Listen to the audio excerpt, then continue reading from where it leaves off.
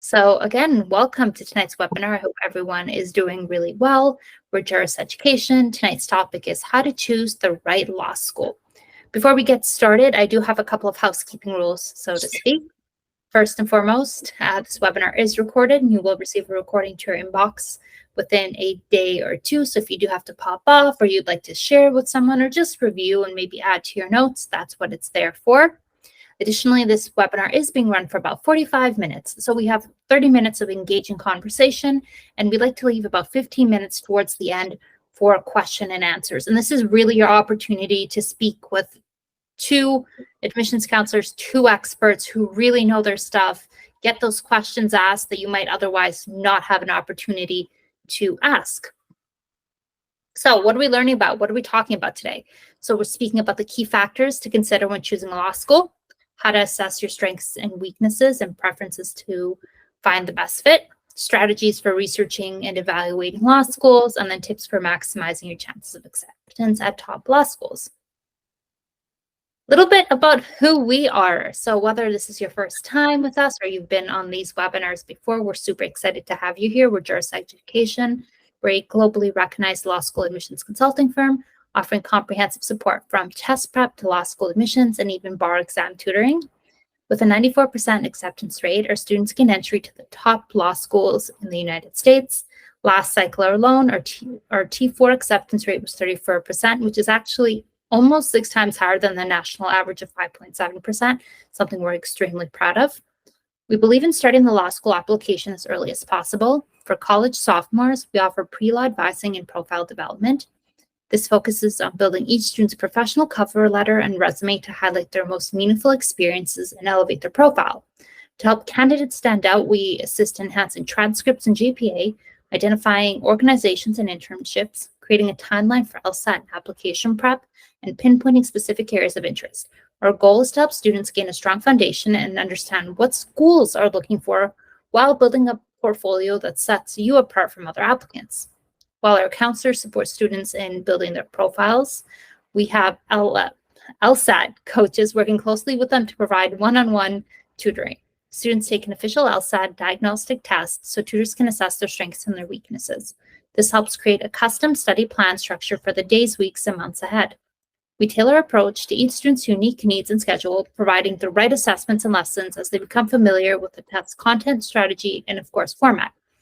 We offer interim tests to monitor and track progress, allowing us to modify those study plans and build an upward trend towards the official test date. On average, we see a 12-point increase for 45 plus hours of tutoring, and we do actually offer a 165 plus LSAT score guarantee with our 60-hour program. Once we've helped shape an outstanding candidate, we support in creating the perfect application. Since law schools review applications holistically, we assist with every step of the process, whether this be coming up with a detailed profile analysis, diving deep into the student's stats and experiences, or guiding the creation of a well-balanced list of target, safety, and reach schools. We also help build strong resumes and obtain letters of recommendation from the right recommenders. Our services continue through the interview process and include waitlist strategy support and scholarship assistance until students receive their acceptances. Our admissions counselors, who are also essay writing experts, will brainstorm, outline, and edit your supplemental essays and personal statements until they are perfect. These essays showcase the best aspects of our students, connecting their life journeys with the themes of each school they are applying to. Whether it's your main application or scholarship essays, we offer unlimited edits. Overall, our goal is to build the perfect candidate and application. We'll use every tool in our skill set to ensure the products we create with our students stand out from the rest of the pack. What does that mean for you? Well, I'm going to pass it over to our two wonderful panelists here who will do a little bit of a presentation about themselves and let you know about who they are and what makes them qualified to speak to you tonight. Jesse, did you want to go first? You just happen to be on the side. Hi, everyone. My name is Jesse. I graduated from USC Gould School of Law back in 2022. And I have been coaching basically essays for admissions ranging from JD admissions to MBA admissions to undergraduate admissions for about 8 years now, starting when I was a writing center tutor at Emory for undergrad and then on to another 4 years when I was at USC, also serving as a graduate writing center consultant there as well. And so I know how difficult and stressful this process can be. I know from personal experience, I made a lot of mistakes in my law school admissions process that I learned a great deal from. And so that's why I kind of decided I wanted to work with jurists, is to be able to guide people such that they won't make the same mistakes that I did. In the end, I was able to get, a good result, but it was through a lot of trials and tribulations that I think were some of which were unnecessary, to be frank. And so I think this is a great resource for everyone who is interested in applying for law school to be a part of. And I'm really excited to be speaking here today. Hi, everyone. My name is Christina. I just graduated from Northwestern School of Law back in May. I just took the bar, so we're waiting for that. Um, I also have been working for a number of years, helping with applications for law school applications, undergraduate applications, scholarship applications, just kind of helping build deans and applications and helping people figure out what schools they want to go to. I started working with jurists because it's something I really enjoy doing. I help friends. I've also worked in a writing center, so something near and dear to my heart. And I'm excited to have a conversation with you all this evening.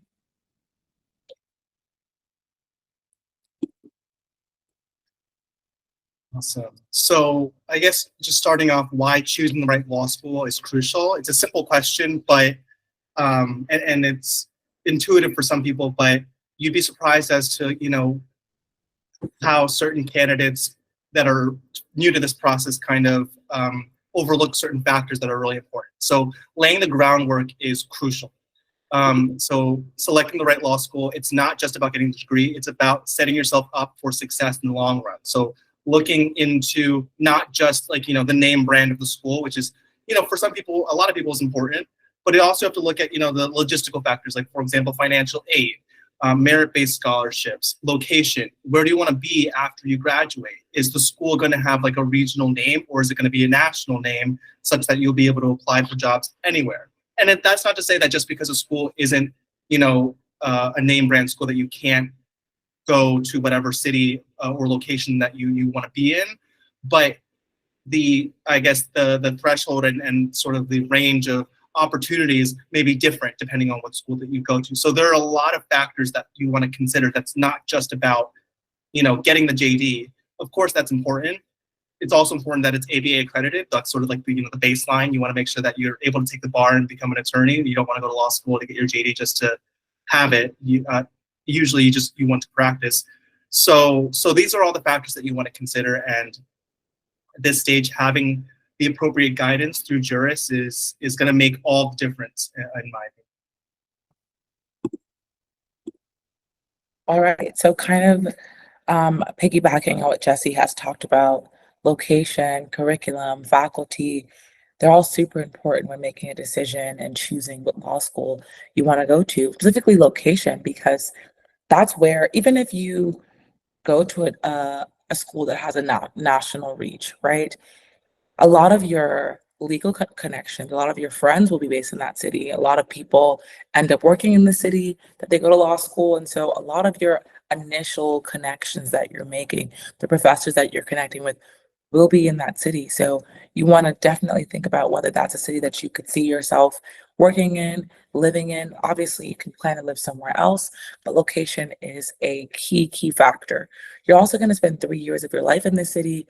You're going to be based in that city. I mean, you can, do internships during the summer in other cities, but then that obviously presents a number of other challenges in terms of where you want to stay in the summer and those kind of things. So it's important to pick somewhere that you can see yourself living in for 3 years. You can see yourself building a community, because law school can be very difficult, in having opportunities to kind of get to know a new city or stay in your same city, or having a support system there is really important.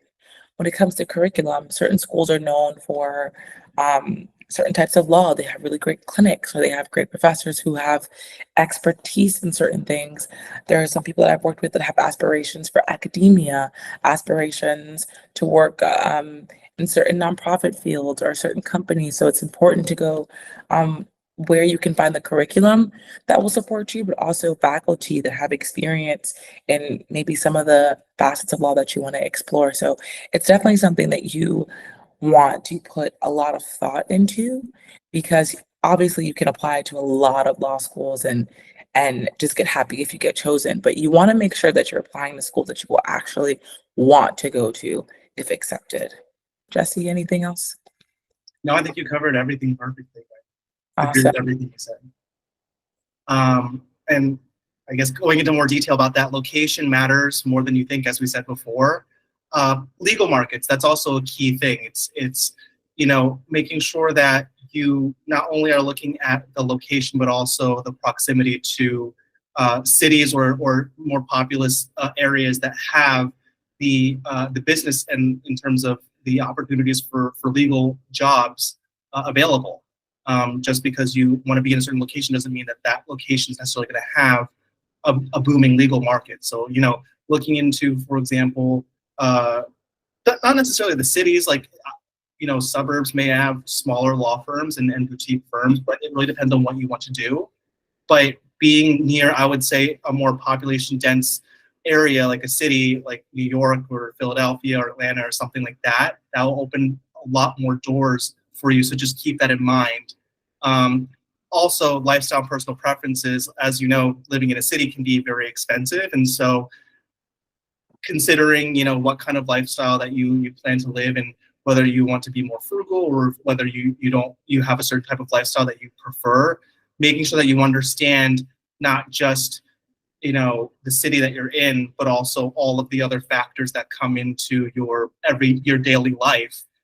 Making sure that you consider those factors is also extremely important as well, because you're not just, oh, I'm going to the city. You're going to the city and you're living there for 3 years, as Christina had said, and you're going to be there doing all the things that you do on an everyday basis, from grocery shopping to paying rent to perhaps getting a car or something like that. All of these things, every city and region is going to have different metrics as it relates to the price of living. So make sure that you understand those things as well before you make a decision.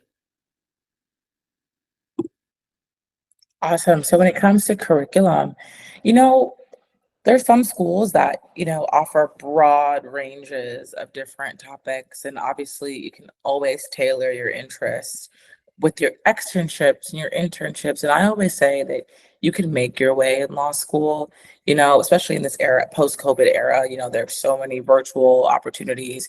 You can email people. I'm such a fan of a cold email. I will email anybody to get any information, and it works, and so obviously, depending on the school that you go to, I'm sure there'll be countless opportunities when it comes to exploring different types of law. That being said, when it comes to maybe knowing the specific type of law that you want to do, if you go in, because a lot of people go in not knowing, they're like, oh, well, I'm just going to figure it out while I'm in law school. If that's you, obviously you're going to go in, with a more general sense, and you kind of just exploring the school you get into. But when it comes to people who kind of know what they want to do, it's important to look at what programs that support you, what the legal community is there, what kind of clinics, what kind of externships, what type of experiential learning opportunities that they have, because there are a lot of opportunities. I know at Northwestern we have so many clinics, and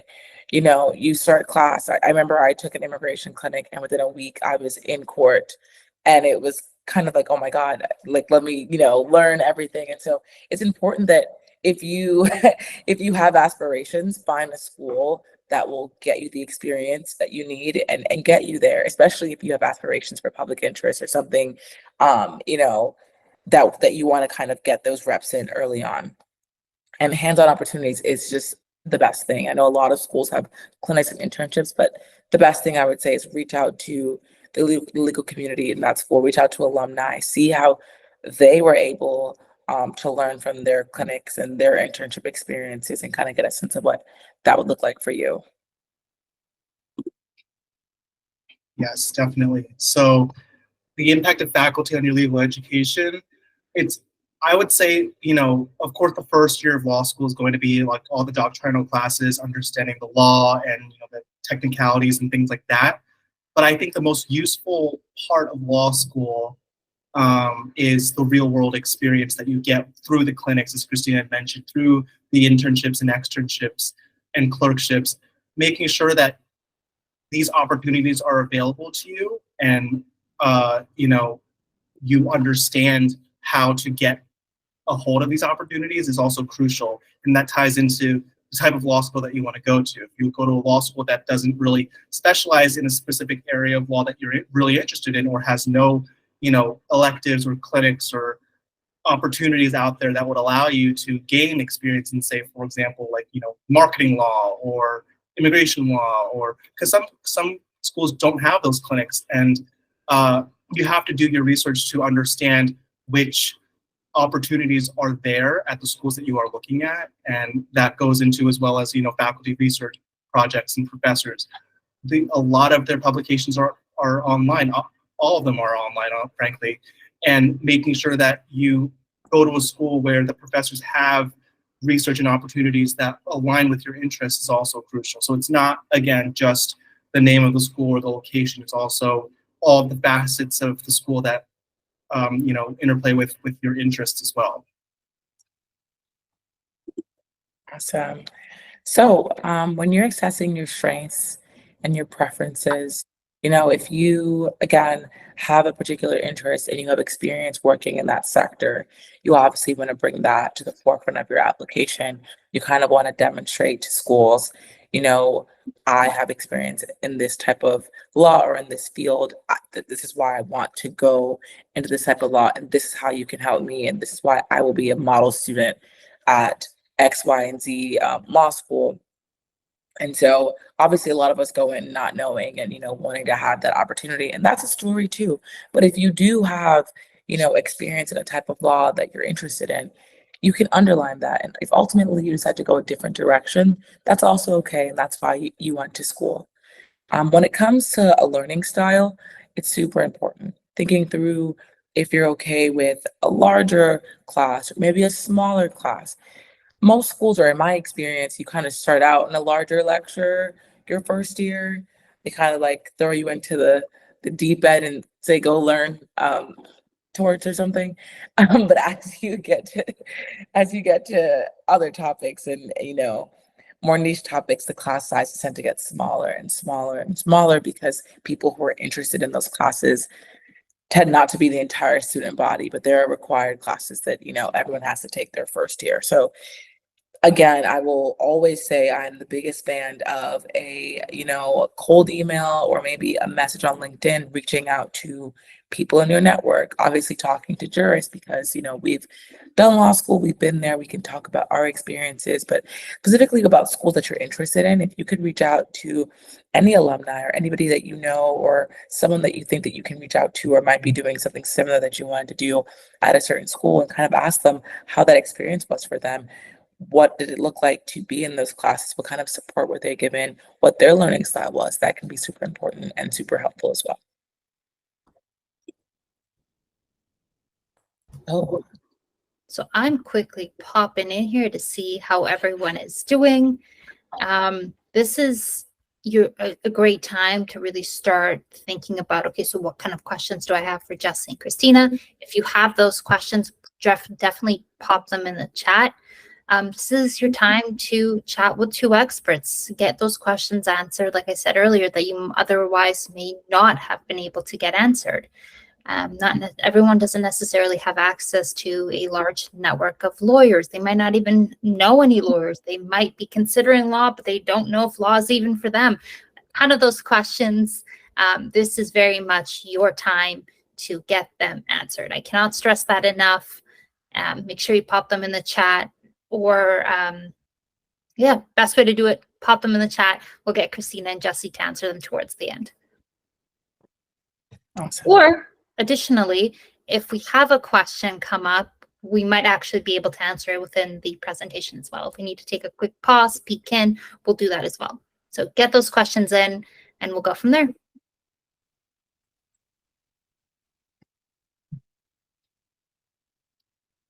Awesome. So finding the best fit for you, and this kind of goes along the central theme of what Christina and I have been discussing this entire time, which is choosing a school that reflects your long-term career ambitions. And as we said before, it's crucial to find a school that has the types of clinics, has the type of opportunities, has the type of professors and legal research projects, and overall the type of work that you want to do, and ability to gain exposure to that.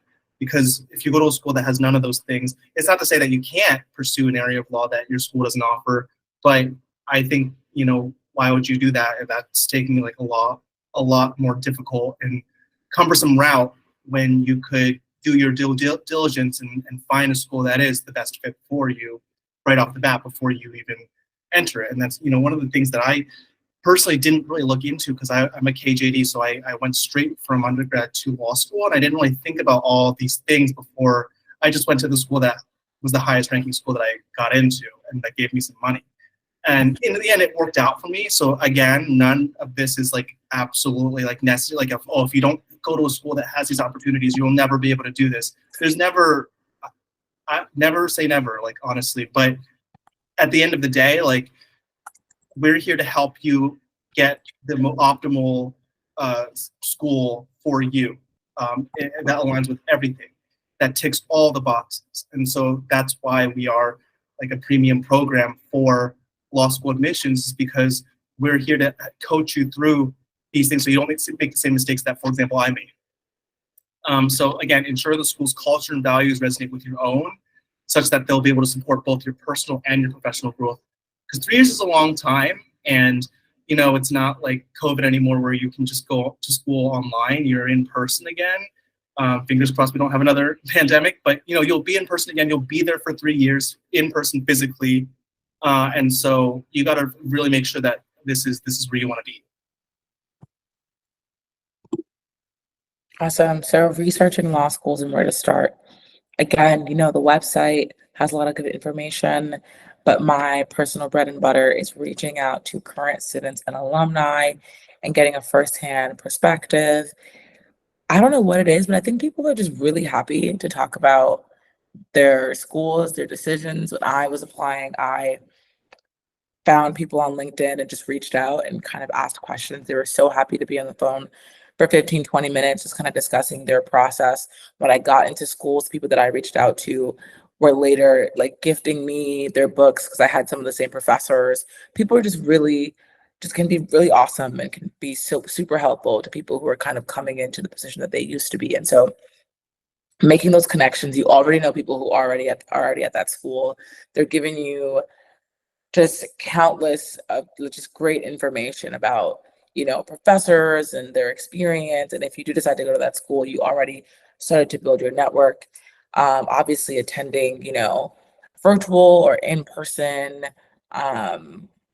Q&A sessions where you can talk to admissions, where you can kind of get a feel of the school and see what their priorities are, is super important.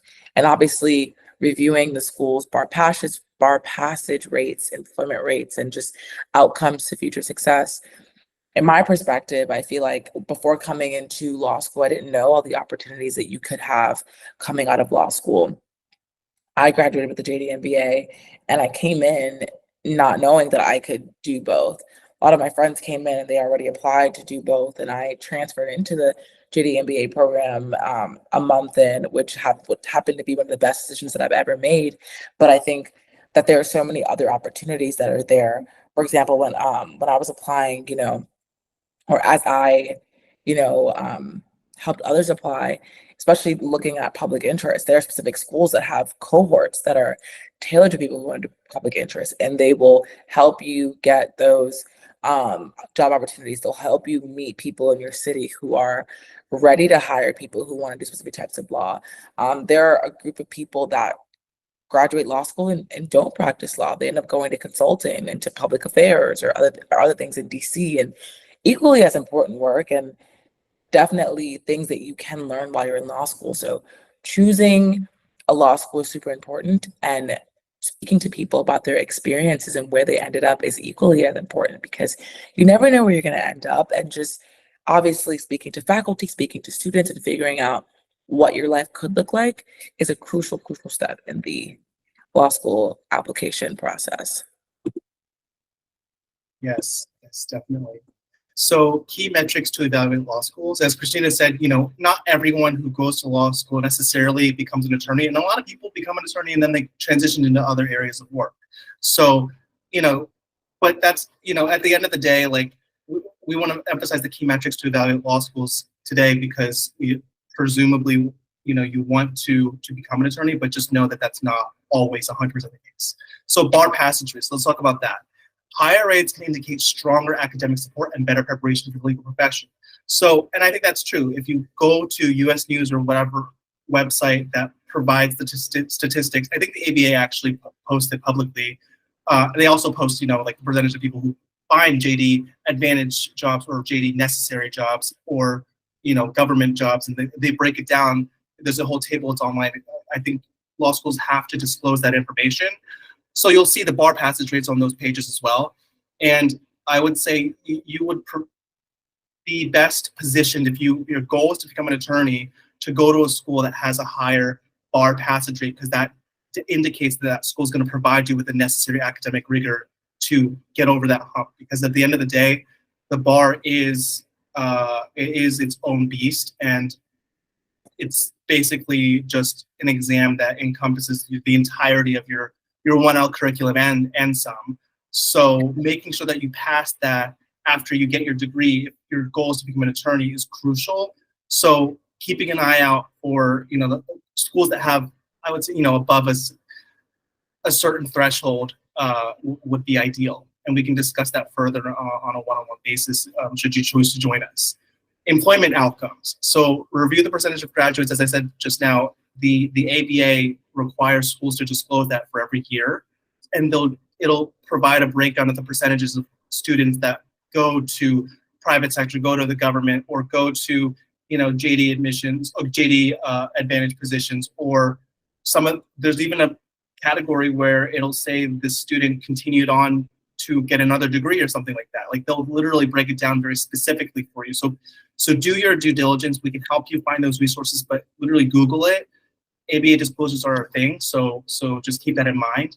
And then last thing is alumni network. So different schools have different alumni networks, and I think some of the times, and a lot of the times, it can be very important in terms of helping you get opportunities. I know USC is really has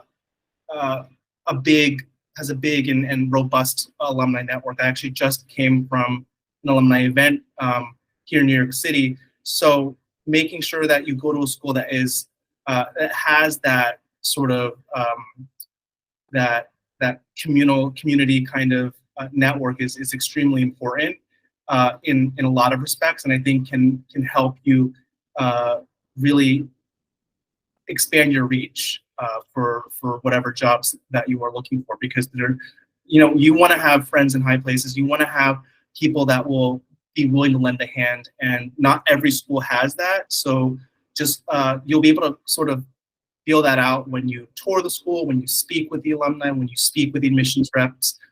Those are things to just keep in mind as you go through this entire process.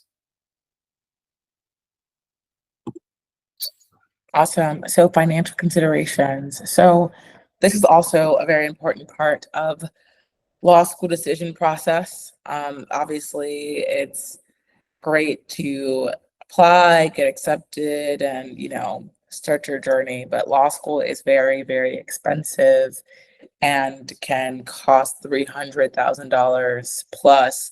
And so it's important to think about the opportunities for tuition assistance and scholarships and financial aid. As I talked about before, a lot of schools have named scholarships. They have scholarships geared towards people who are doing things like public interest.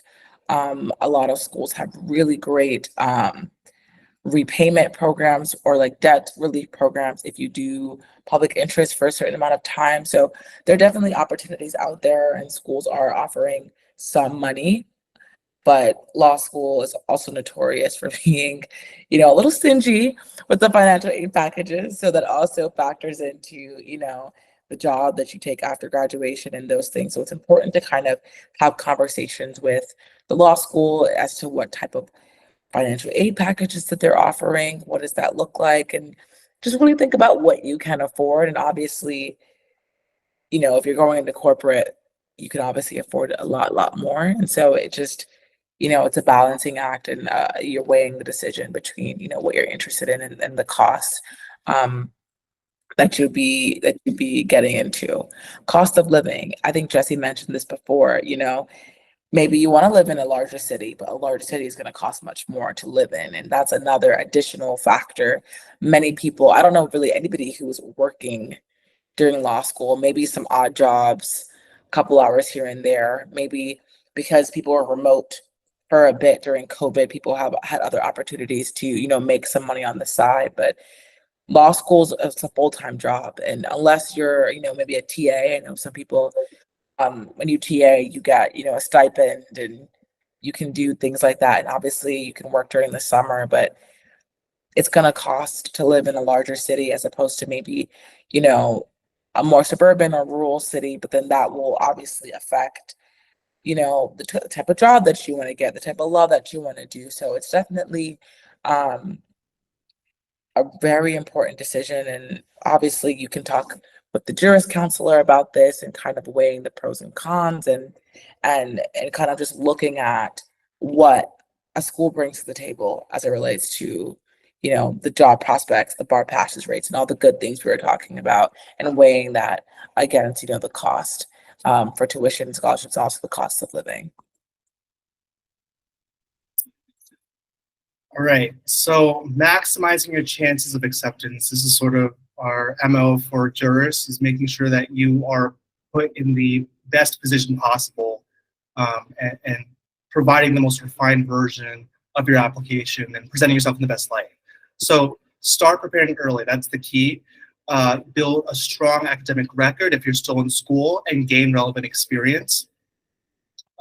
Whether it's a job as a paralegal or a legal assistant position, or even an administrative position or a research assistant position, these are all things that show that you are someone that is ready for the next step in your legal career and your legal education, and that you're capable of having a job and doing your responsibilities. And one of the key things is not only should you have a job, you should also do a good job such that you can get a recommendation letter perhaps from that supervisor or boss so that they can vouch for you. So think of it in that context as well. It's not just a job so that you put on your resume, it's also an opportunity for you to have someone go to bat for you basically and write a compelling statement that would help you get in.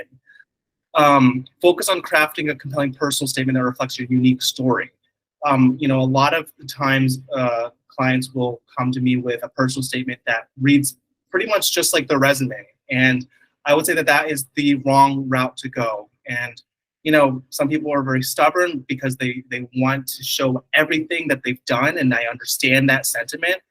But trust us when we say that it's better to go deep, do a deep dive on a specific experience in your personal statement, because at the end, the broader bigger picture is going to be, it's going to be in your resume. It's going to be in your resume. Your resume should be that.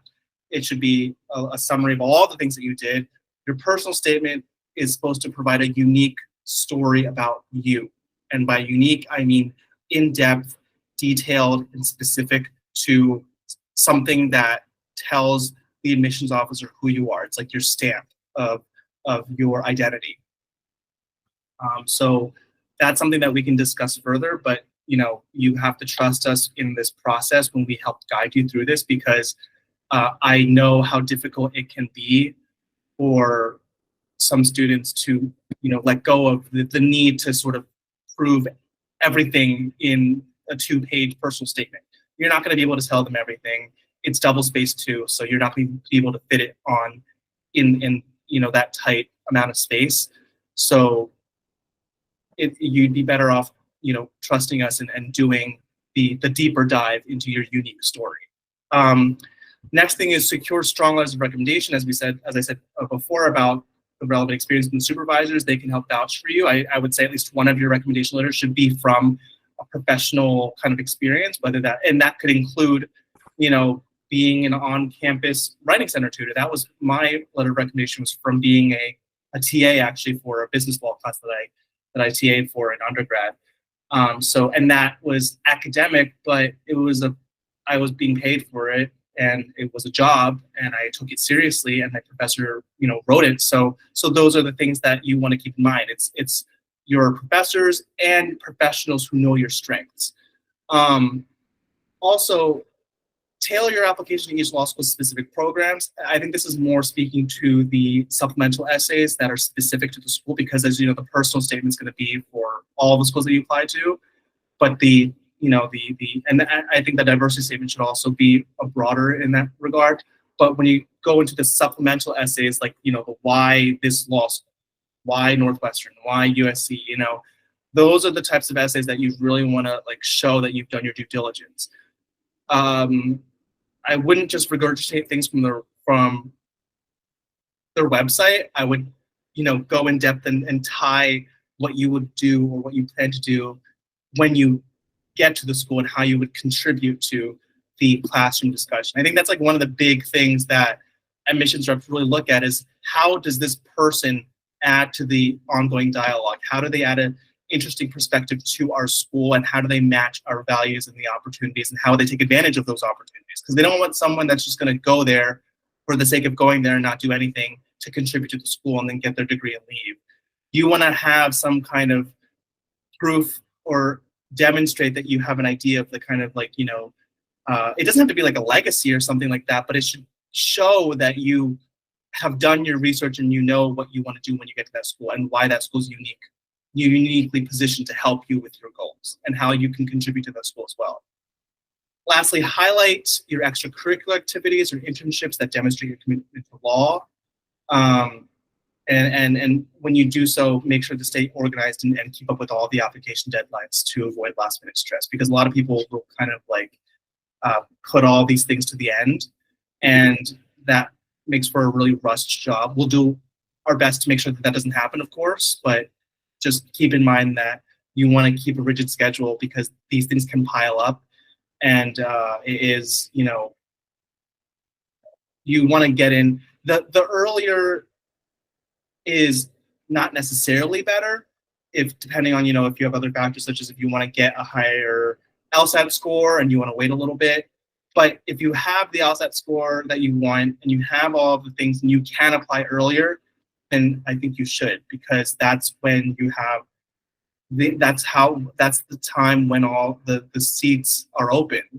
As you get closer to the end of the application timeline, a lot of those seats are going to be filled, and so you're going to have a harder time getting in, and that's just a fact of this entire process. So make sure you stay on top of things, and you put yourself in the best position possible by avoiding last minute rush jobs. Okay, so top 3 tips to stand out with your law school application. Number 1 is being authentic in your personal statement. And I think Jesse just touched upon this earlier when he talked about, not, just kind of making it read like a resume and not having your voice stand out in a personal statement. You really don't want to, obviously it says here, don't try too hard to impress, and you don't need to say oh, I did all these important things and this is why I'm so great. You really want to really think to yourself, what traits do I want admissions to know about me at the end of reading this essay? What do I want them to walk away knowing or thinking about me? Am I, adaptable? Am I hardworking? Am I what traits? What are the, how would I want them to describe me? If they could sit down and say, I'm going to describe Christina in 3 words based off of this application and based off of this personal statement, how can I do it? And I want to do it in an authentic way where they can kind of hear my voice, obviously professional, and obviously, in a great writing style, because it's a way to show off that you're a great writer as well. But you want the schools to kind of get to know you. And I always say a personal statement it's about one experience, but it's almost a moment in time in that experience. You're talking about, a moment in time where you learn something or you're able to show something that you did or something that aha moment almost. And obviously it's not like that for everybody, but you kind of want to take, the admissions team on a journey, your journey, and kind of fit it into your general theme of what your application is going to look like.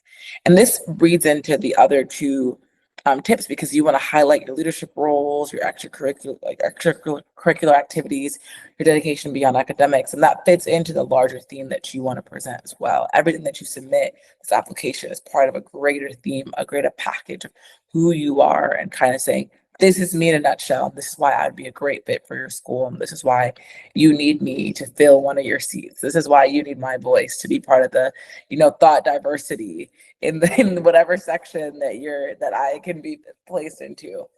And then going into 3, proofreading every component is so important. It's so, so important. And, it's always fun to, write in a school's name by their name in your personal statement or diversity statement, so you can say it can be personalized.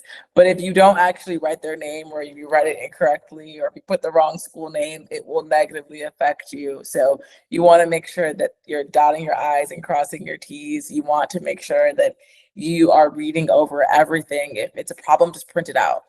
Print it out, pull out the red ink, and obviously working with a jurist, we're going to proofread and, all those things. But you want to make sure that you're proofreading everything, and having, a consultant will definitely help you in that respect. With a lot of my clients, I, create a lot of spreadsheets. I'm a spreadsheet gal. I want us to see everything on paper, see the deadline, see what we've written, see where we are, where we're going, and where we want to be. And so it's important to have those aspects, and it can get overwhelming, but that's why jurors is here. And, and we were able to give you some tidbits, but also it's important for yourself. This application process, it's very expensive, and it will affect your legal career. So it's important to do it right the first time. All right. Building a strong application strategy. As we said before, making sure that a timeline is set so that you complete everything on time, and ideally earlier, so everything is thoughtful and not rushed. And also, don't doubt yourself. I've actually encountered several situations where, a student, we've worked diligently on every aspect of the application, and at the last minute, they come back with a completely overhauled statement that does the opposite of everything that we've discussed, because they wanted to, hit home on every single thing in their personal statement and make it like a laundry list, which is the opposite of what we teach you to do and what the admissions reps want. So not just plan ahead. Planning ahead, of course, is important, but also sticking with it and committing to it and making sure that you trust the process as well. Because when we think through things thoughtfully and we put the time and energy into it, you better believe that that thoughtful product is going to be better than something that you come off at the last second because you had second thoughts and you wanted to kind of do something completely different because you doubted yourself. That's not the way we work, and that's not the way that you're going to get the best product. Also, be selective about the range of schools. I have people who want to apply to like 20 or 30 schools, and I think that is, possible, but is it ideal, or is it, strategic? I don't think so, because even if you were to get into all those schools, like, think about also how much money it costs to apply to one school. There's a fee involved. There's time and effort involved with each school. So if you're applying to like 30 or however many schools, think about how much time you have to divide and contribute to each of those individual applications. That's going to add up, and that is going to, even if you started really, ahead of time, if you're applying to like a bunch of schools like that without thinking about in particularizing the goals and the intent, that's like, I would say, equivalent to rushing it, because you're not going to have enough time to do all of those things. Even if you started early, it's like, ideally you should come up with, and we can discuss this with you, a specific range of schools that are realistic, maybe like a few schools that are reaches, but I wouldn't just kind of do everything all at once, because ideally you're going to have the reach schools, the match schools, and then you're going to have some safety schools, because you're going to get into at least one of those schools. Well, that's part of our our goal, and we're going to do everything we can to make sure that we get there.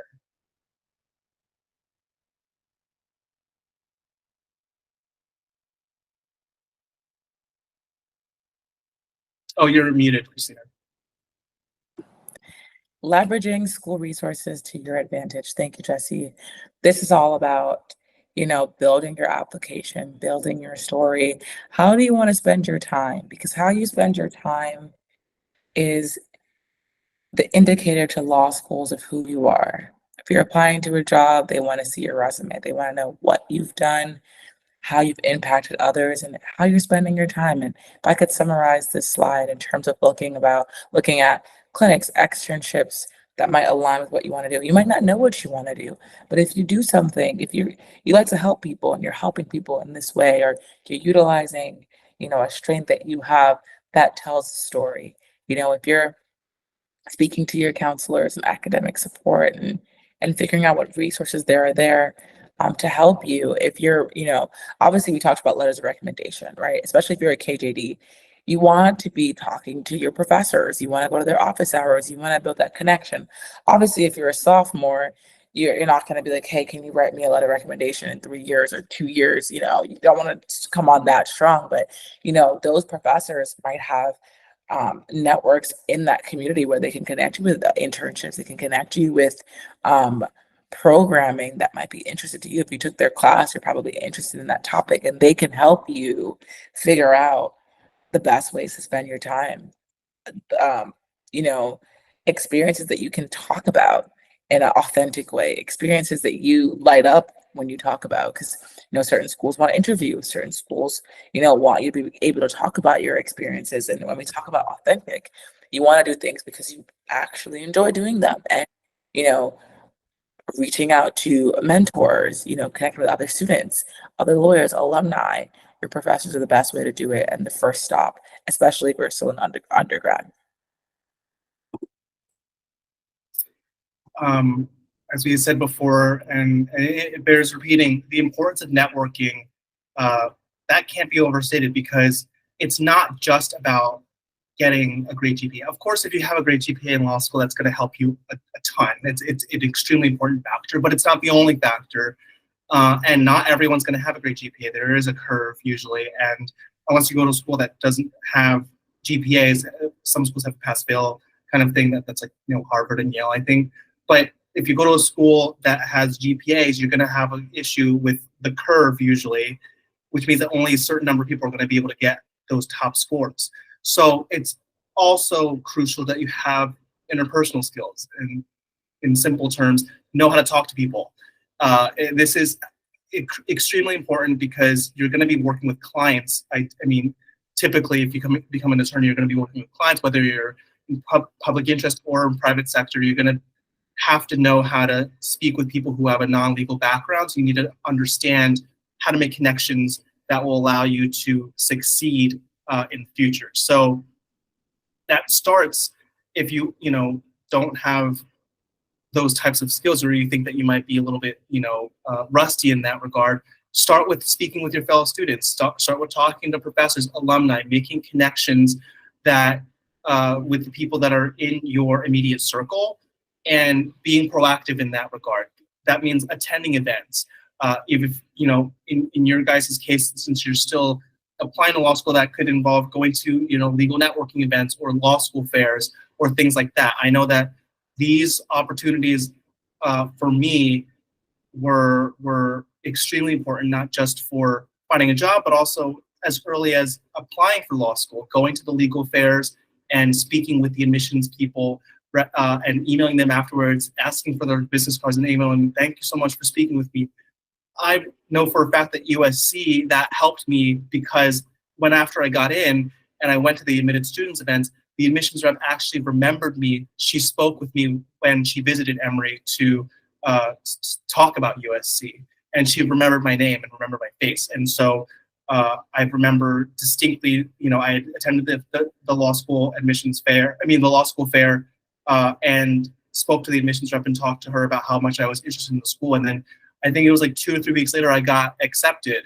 And I don't know if that was that's not necessarily causal, but I think that definitely is something that played a role and had an impact on my ability to get my foot in the door, and that was something that stayed with me throughout, my job search and even my current life, is just making sure that you get out there and you talk to people. Awesome. So navigating the admissions process, again, we talked about this, applying early and well. So obviously applying early but unprepared is obviously not the best way to do it, but applying as early as possible with the best application possible is kind of where you want to be. And so you want to start early, you want to start researching early, you want to start figuring out where you want to be and how you're testing and what your application looks like as early as possible. Obviously, we talked about tailoring each application and your personal statement. We all love, adding a little twist in the personal statement to different schools to make them understand that you are interested in that school. But again, don't want to do the careless mistakes. If you're going to do that, you want to make sure that we're proofreading. And then lastly, staying organized. I talked about my spreadsheets. They're my babies.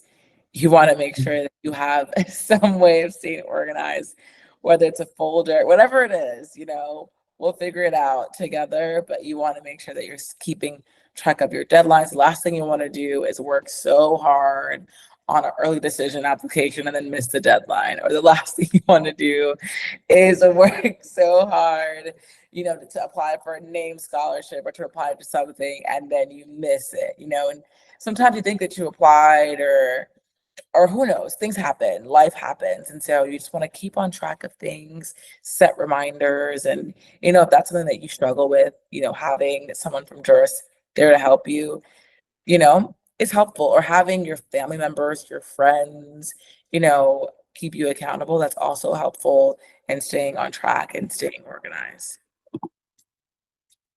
Right.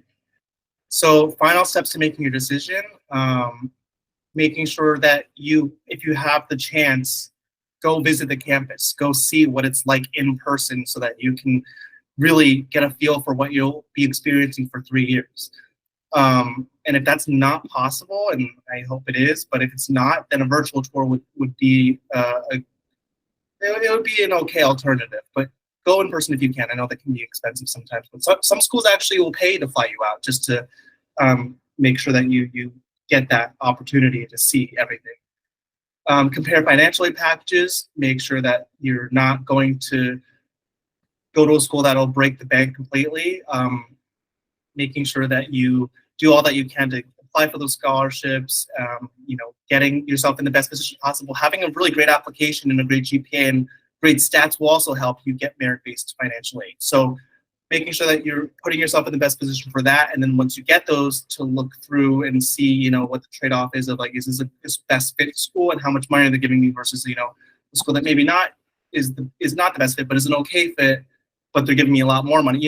That's a discussion that it's a good problem to have, because you'll have acceptances to a lot of places and you have to figure things out from there. But, those things are important as well. Talk to current students, as we said before, like cold emails, I guess, if that's, something that I think cold emails are good. Going to campus and speaking with the admissions rep is good. Emailing the admissions people, that also is good. And I remember distinctly some schools will, I think for USC, they'll pair you with an alum, and you'll be able to sit down with them and have a discussion with them, whether it's in person or on the phone. I remember I was paired with someone, and I think I was paired specifically with someone who went to Emory for undergrad as well, and that kind of was a really poignant moment for me that I've remembered, because that helped me get a deeper understanding of what it would be like to go to USC and what it would be like to be a Trojan and be in the same shoes as that alum that I had spoken with over the phone. And lastly, trust your instincts. A lot of these things you can really understand through your gut. I think choosing a school that you can see yourself thriving at, and oftentimes that'll come to you when you actually visit the campus and speak to the people that are from that school. Awesome. So we're at Q&A. If anyone has any questions, you can drop them in the chat. Absolutely. You took the words right out of my mouth. I don't see any questions in the chat as of right now, but I will give people a minute or two to get them in because we are a little bit over time. So I appreciate everybody staying on the call. Christina, Jesse, any sort of last minute thoughts, anything you'd like to add that we may have not necessarily discussed as of yet? I know we've done a lot of talking. Well, you've done a lot of talking. We've done a lot of really solid listening.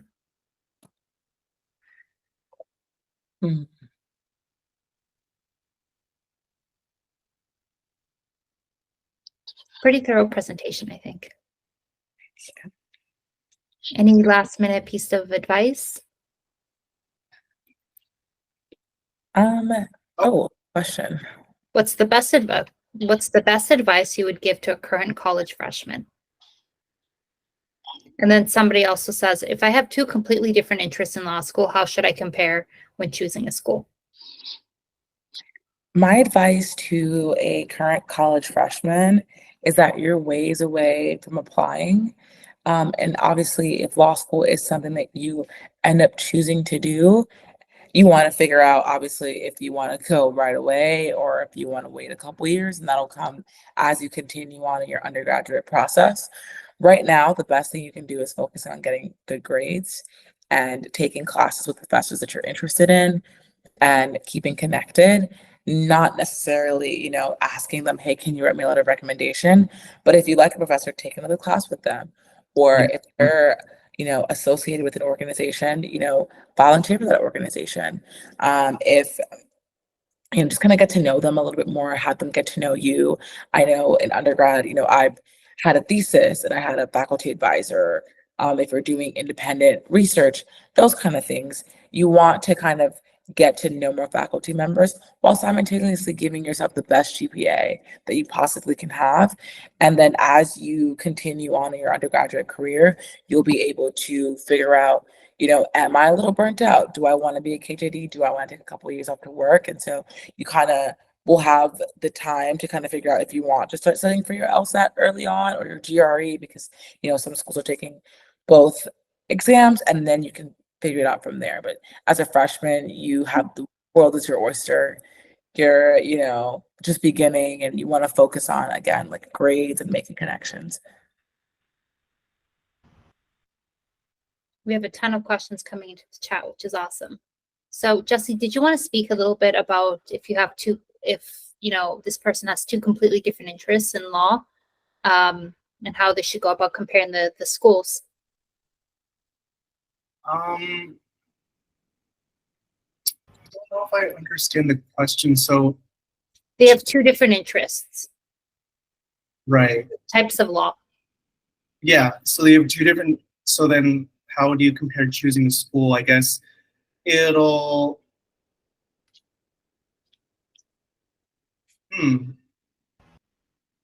Well, I guess one way to compare would be to see if there are certain schools that offer opportunities for both of those areas of interest. So if you're interested in both corporate law and, say, marketing law, which are kind of similar, or they're kind of related because they're both business law, then that would be a starting point to see if there's schools that have both of those opportunities.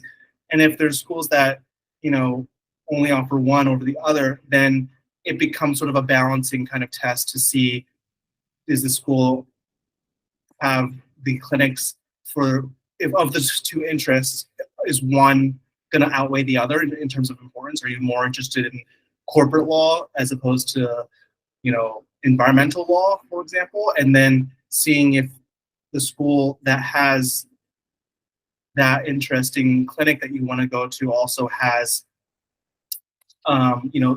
all the, going through the list of all the factors, going through the list of, is it ABA accredited? Is it going to have a high bar passage rate? Is it having students or graduates go into that specific field or industry, whether it's private or public sector, based on the ABA disclosures?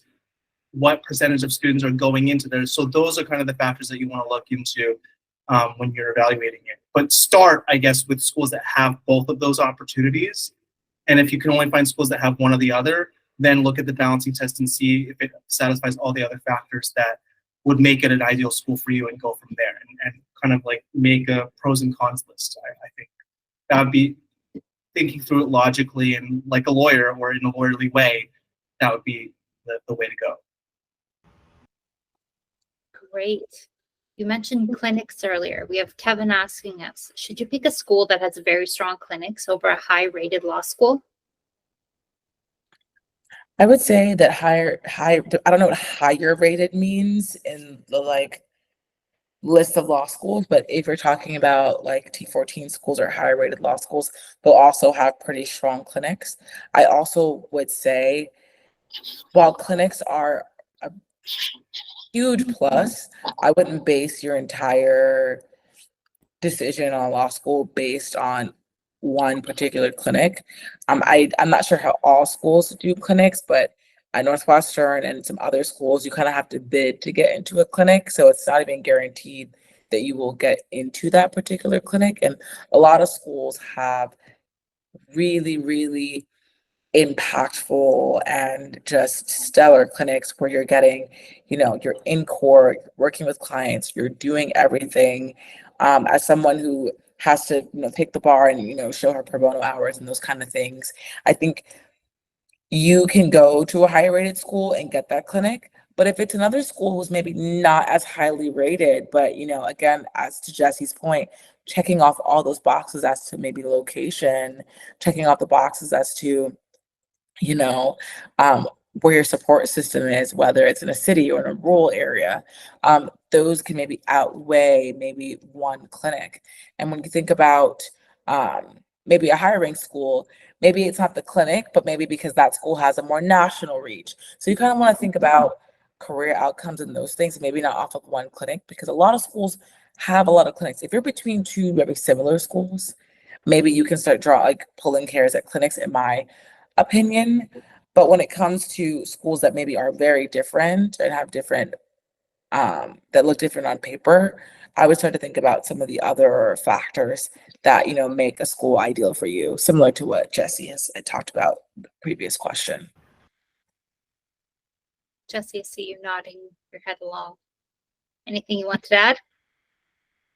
No, I agree with everything Christiane said. I think it's going to be a totality of circumstances test. You have to look at everything and go from there. I don't think that clinic on its own would be the way to make a decision on this.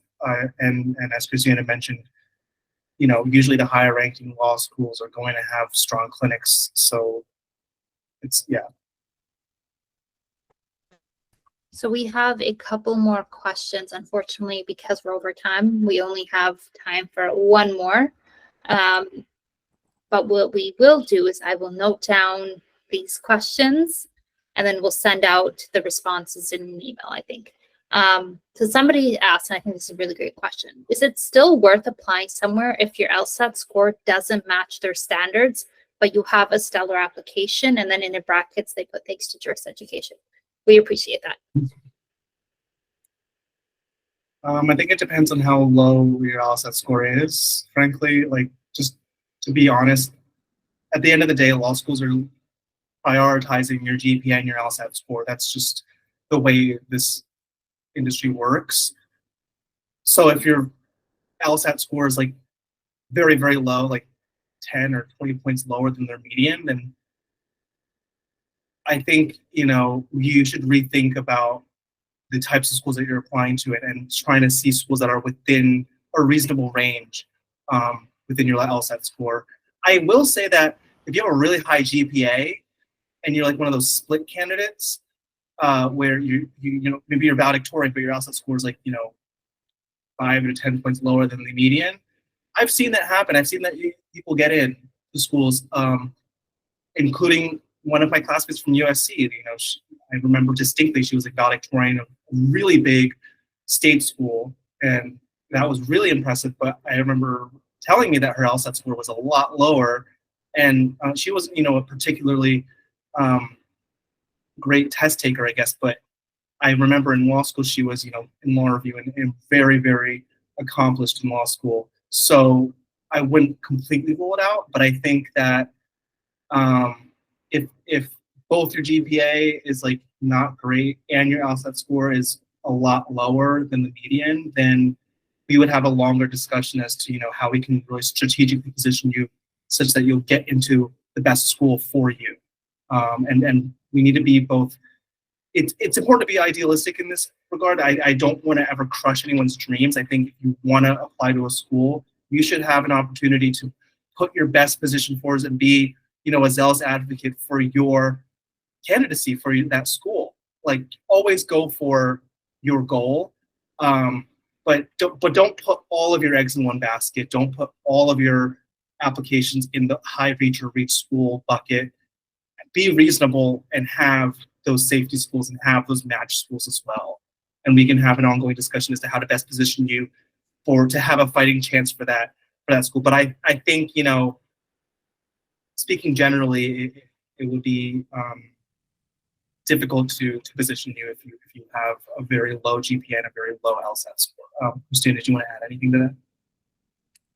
I completely agree. I mean, I'm all for a Hail Mary. I'm all for just send it, if there's a school that you want, but you want to put yourself in the best position to get accepted. Law school applications are very expensive, and that's why we say start early. If you can, take the LSAT again, because GPA is something you can't really change. So your GPA is kind of set, but what you can change is your LSAT score. What you can change are your test scores.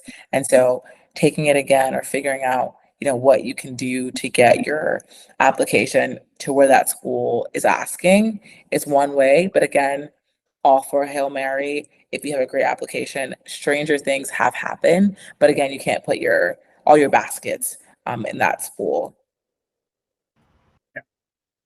Fantastic. Again, like I said, we have a ton of questions coming in, but unfortunately we won't be able to get to them tonight. There's a really awesome question about letters of recommendation. We have a couple of other webinars and a ton of resources that I'll be sending out regarding that, and as well as personal statements and there's a question about transferring school. So a really awesome discussion in the chat as well. And I wish we had more time to go over that today, but I promise you will receive some sort of response. Other than that, I think this is a really great place to end tonight's discussion. Thank you, everyone, for joining us from home. Thank you, Christina. Thank you, Jessie, for the conversation and your wonderful thoughts. And we look forward to having everyone on our next webinar, which is actually a really great segment from this. It's called Building the Perfect Law School Application. So I think for the individuals who are asking some of these additional questions, we will be touching base on letters of recommendation and personal statements and transferring schools and all of that. So might be a good webinar for you to join in on as well. That being said, I hope everyone has a wonderful evening.